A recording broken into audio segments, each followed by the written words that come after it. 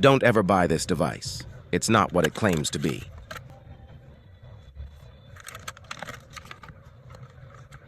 It's a complete scam. This device claims to be a 2 terabyte NVMe SSD, but what inside will shock you. Inside? Not high-speed tech, just a tiny thumb drive soldered to a USB adapter. No real storage, no real speed in your data. Totally at risk of failure. These fake drives are flooding online marketplaces.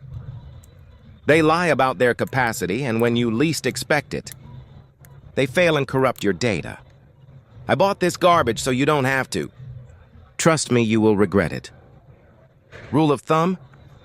If the price seems too good to be true, it usually is. Protect your data. Stick with brands you can trust and that are trusted. Don't fall for this fake tech trap that will cost you in the long run. Don't buy unreliable fake tech. Check before you buy.